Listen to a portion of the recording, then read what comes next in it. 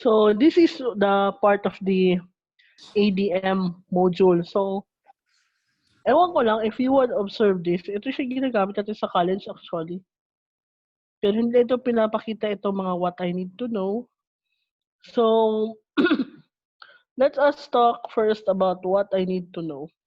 This will give you an idea of the skills or competencies you are expected to learn in the module. So, ano itong what I need to know? Saan ito saan ito na part ng lesson plan? Parang ano ito siya? Parang ano ito ng lesson plan? Sa objectives, ma'am. Okay, very good. Parang sa objectives, di ba? What I know, this part includes an activity that aims to check what you already know about the lesson.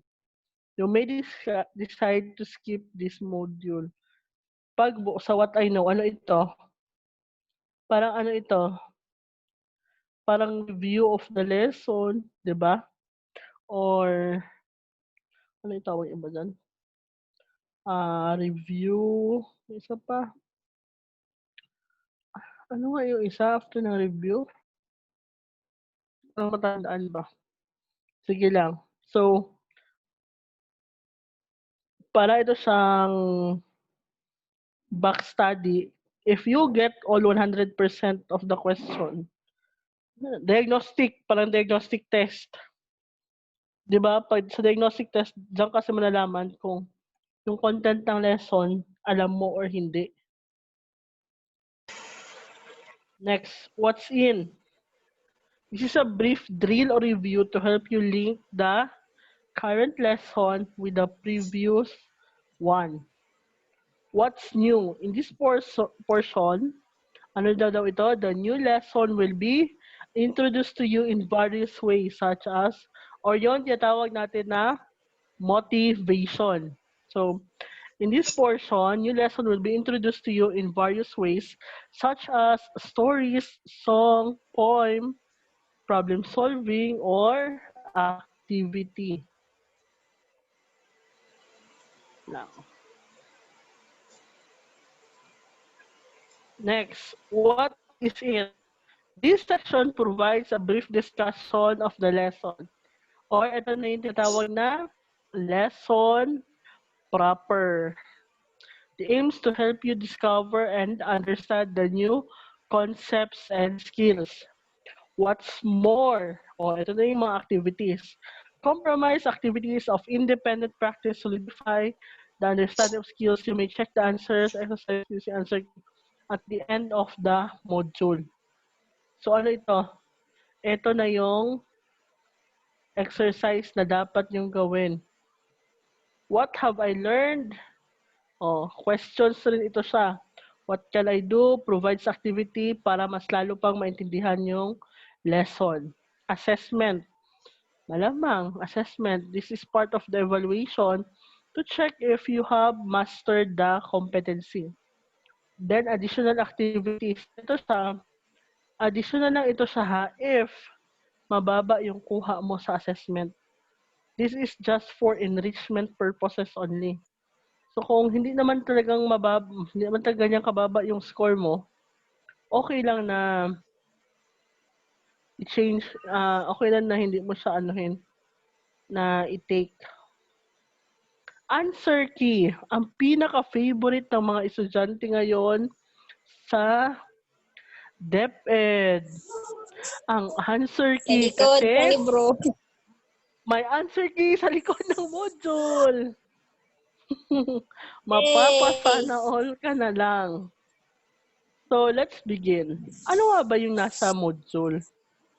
So, what are the parts or subparts of the SLM? Number 1, the introduction. Next is covers the what's and whys. Next is mga importance ng materials, targets, objectives, mga learning competencies, subtasking. Then, mga 21st century skills. So, the lessons pre-test, mga various activity. So, do this. The activity part is our experience shows. Ito siya yung mga activity na sa loob ha. Then the explore is the parts where students are asked relevant question para ma-check kung kaya nila sagutan ang mga formative assessment. Learners gains wider view of the lesson but at the same time draws closer to the main topic. Keep this in mind. The abstraction of the lesson, for this part, abstraction, ito yung mga activity na dapat makita for deeper knowledge. It reinforces, ito siya ha, please make sure that if you have students or mga kamag-anak, make sure that they are really deepening their understanding. They have discussed within themselves kung ano yung lesson nila. Clarified, klaro sa kanila, especially if given a question, they could summarize the lesson. Okay. Huwag na yan. Then, there should be a reflection. Kung ito applicable sa mga estudyante ngayon. Reinforcement, assessment. So, let's talk about the utilization of this design. So, we have the SLM. Ito yung pinaka main natin ha. Number 1, we have the self-directed design. Number 2, we have the student progress design. Next, we have the face-to-face design. Then, we have the interactive direct instructional design. Question. For future di ba future English teachers kayo?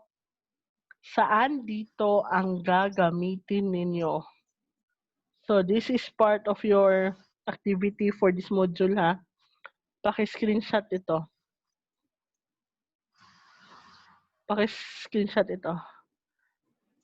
Base dito sa 4 na utilization design ng SLM, magkuha lang kayo ng isa na best in delivering your English subject. Kuha. Then you write mga 200 Yes, words na 200, maximum of 200 ha. Minimum of 150, maximum of 200 na reason bakit yan siya yung pinili nyo. So let's talk about the MELCs. Ano yung MELCs? Ano ga ito MELCs? Important learning competence. So this is what we call the MELC. So, paano lang tayo nito ha, for orientation ha. Halimbawa, sa MELC ninyo, meron tayong code na, PEI, balik. Para dili lang kamo mawala ha. Kita ito sa taas. Kita ito sa taas yan, oh. Yes, ma'am. PE2PF-2A-H-14. Yung iba alam na ito. Kuha, ang iba hindi talaga alam nito. So number 1, ang first entry natin is PE. Ibig sabihin ng PE, ano siya na subject? Physical education. education. Bakit 2? Kasi Grade 2. siya? Grade 2. Ang next na letter, ang PF is ano daw? Domain or component. Ibig sabihin na sa physical fitness siya. After ng dash, dyan mo malaman kung anong quarter siya. Anong quarter siya? So, anong quarter ito? Second quarter, ma'am.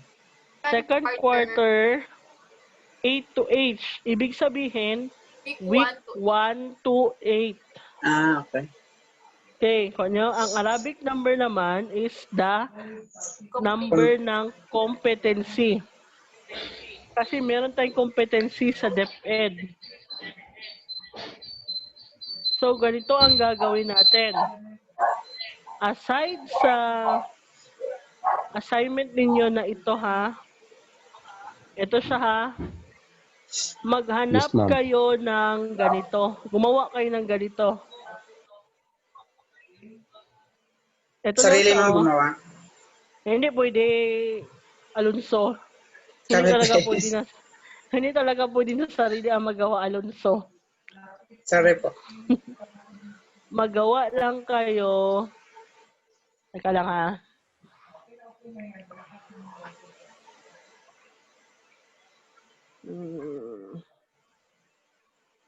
Ito. Ito lang yung gawin nyo, oh.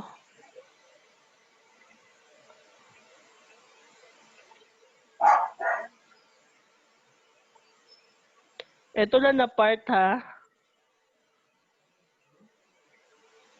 Ayan lang, ha.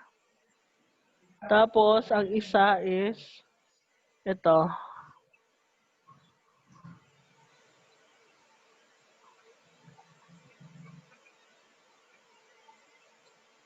Wala na lang.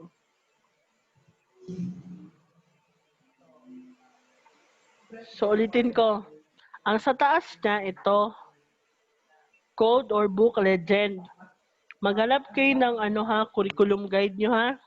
Yes, ma'am. Marami mo yung ma-download. Tapos, magawa kayo ng ganito. First entry. Learning subject area.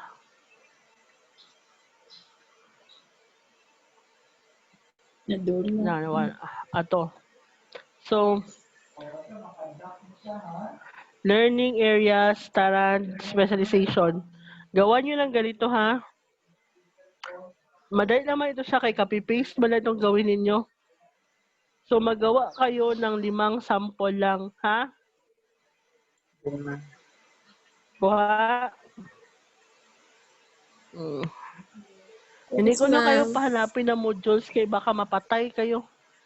Hindi nyo rin ma-access ang modules kasi wala kayong account sa DepEd. So, ito lang siya ang gawin ninyo. Kuha. Yes, ma'am. So, that ends our lesson for today. So, hindi mo na ako magdagdag ng lesson kaya baka mapatay kayo.